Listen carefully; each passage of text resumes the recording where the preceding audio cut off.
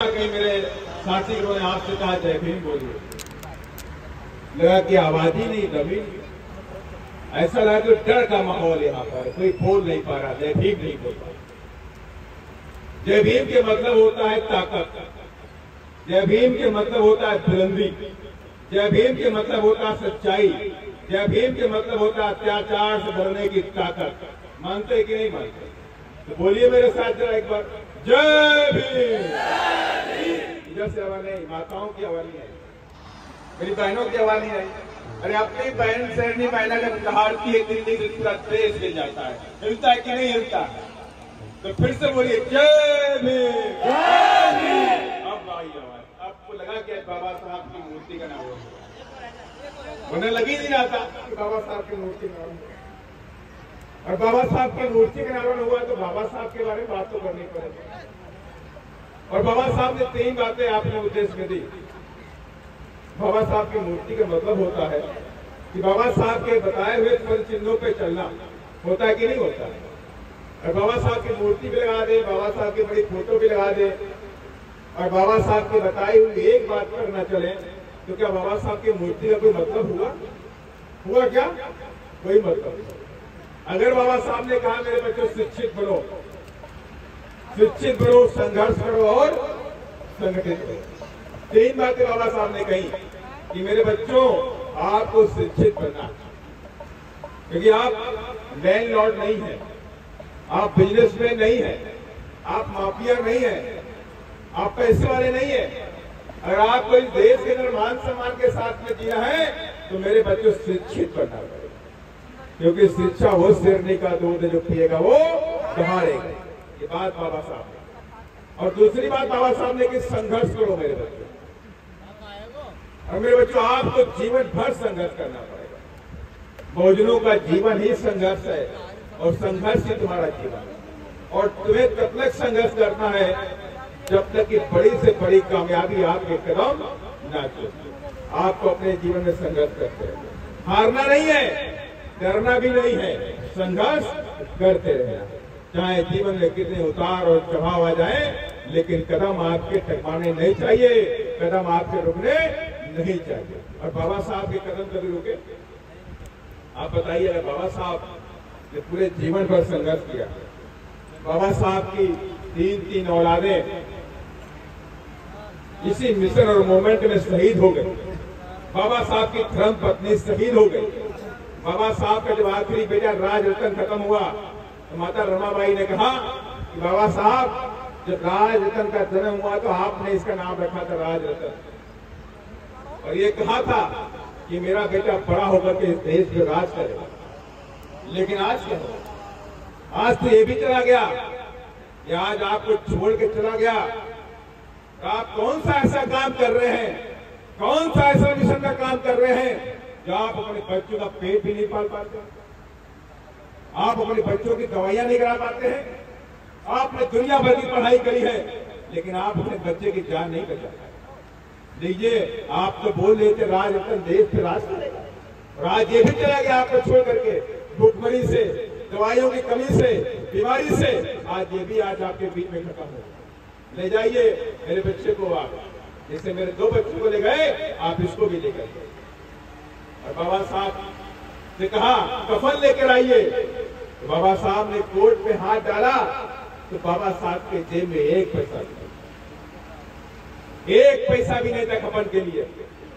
माता रमाबाई समझ गई कि बाबा के पास पैसा नहीं है।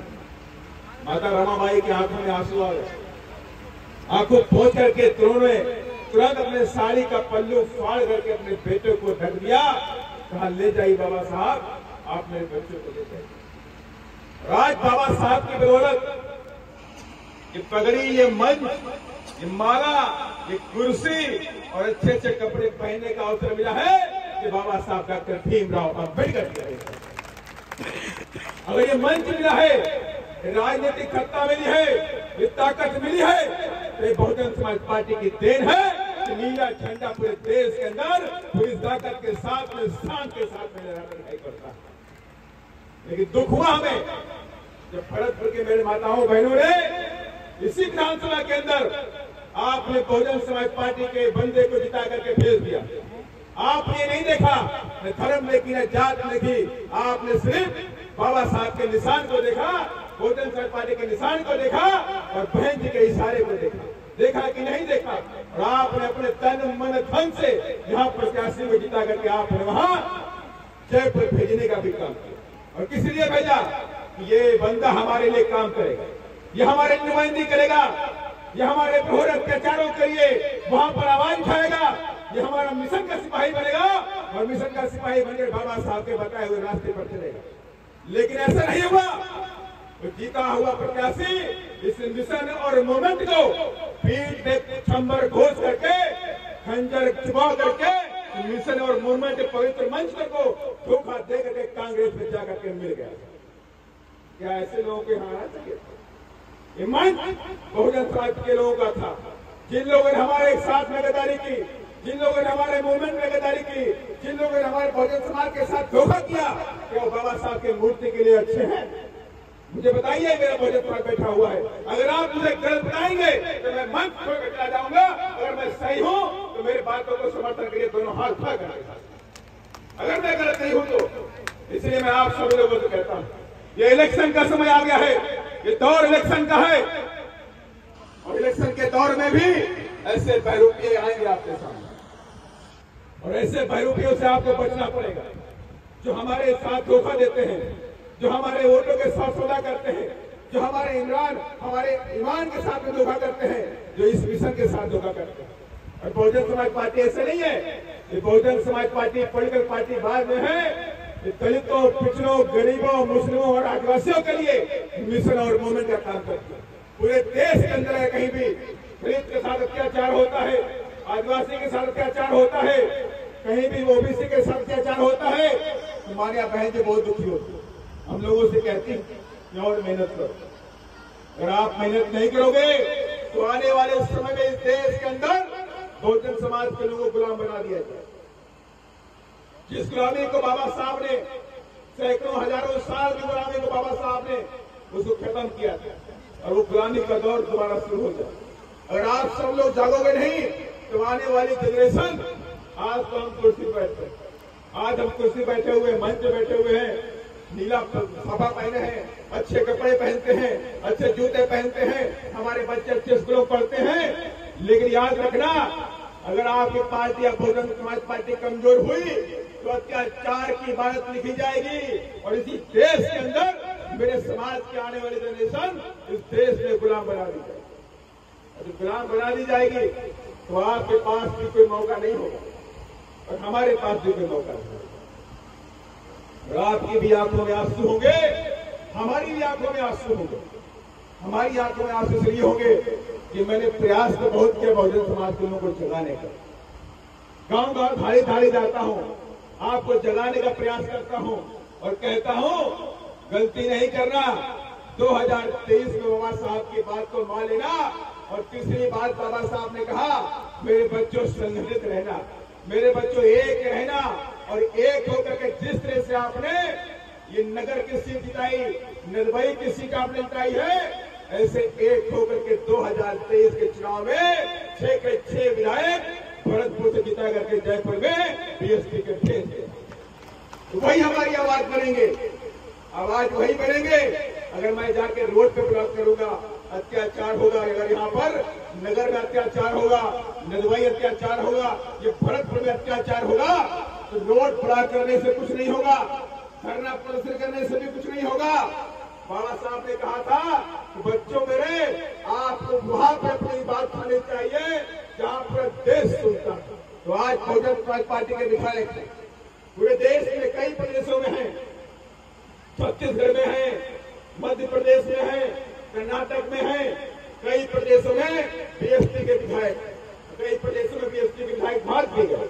लेकिन हमारे विधायक होने का मतलब था कि अगर हमारे पे अत्याचार होता है, अगर अत्याचार होता है तो मेरी बात को कम से कम वो लोग विधानसभा में उठाने का काम करते। लेकिन ऐसा नहीं हुआ, ऐसा नहीं हुआ। उन लोगों ने हमें धोखा देने का काम किया। लेकिन अभी हमें आप सब लोगों को ये कसम खानी है कि 2023 में नगर से फिर से बीएसपी का हाथी जयपुर जाएगा। जाएगा कि नहीं जाएगा? जाएगा कि नहीं जाएगा? आज उनको सबक सुनना चाहिए। आज बाबा साहब का मूर्ति का नवरण है और आज ये अप्रैल का महीना भी है, ये पवित्र महीना अप्रैल का है।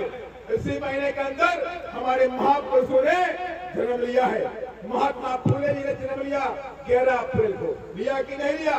जिन्होंने इस बहुजन समाज के लोगों को शिक्षा का अधिकार दिलाने का काम किया।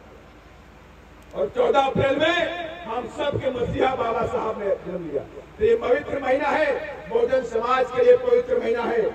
ये पवित्र महीने में आज हम सब लोग तैयार करेंगे कि आने वाले समय में जो अत्याचारी, इसलिए लेकिन तमाम यहाँ से फोन गए, मेरे तमाम नौजवान साथी भरतपुर के बैठे हुए, आरएनबी से लेकर तमाम लोग बैठे हुए, बहन जलोरिया का फोन गया और तमाम विजयराम जी का फोन गया, नहीं साहब आ जाइए।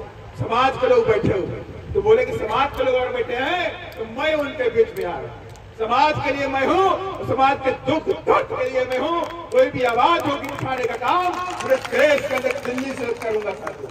इसलिए साथियों मैं चाहता हूँ कि 2023 में फिर से नीला झंडा नगर विधानसभा से जयपुर जाना चाहिए, नगरपुर विधानसभा से हाथी जयपुर जाना चाहिए। इन्हीं सब बातों के साथ मैं अपनी बात को खत्म करता हूँ। जय भीम। बाबा आपने बोला आवाज नहीं आई। अगर ये मेरा बहुजन समाज है, इतना कमजोर समाज, कैसे बात करें? खड़े होइए, बोल दीजिए एक बार, इतना तेज से बोलिए कि झंडे पैनल सब हिल जाए और दुश्मनों को लग जाए कि अब दाल नहीं गलने वाली है, अब बहुजन की बारी है, अब बहुजन की बाबा साहेब। बीच वाले नहीं बोल रहे, मैं देख लेता हूँ यहाँ से खड़े खड़े। पूरी पूरी खाई कि नहीं खाई आप लोगों ने? हुआ खाए कि नहीं खाए? खीर भी खाई? वाह भाई, 2-2 चीज खा लिया। अरे मैंने तो कुछ नहीं खाया, टिंडे लेके आया, टिंडे बना करके टिंडे खाओ। तो मैंने कुछ नहीं खाया, आपने बुआ भी खाई है। शेरनी बहना जिंदाबाद।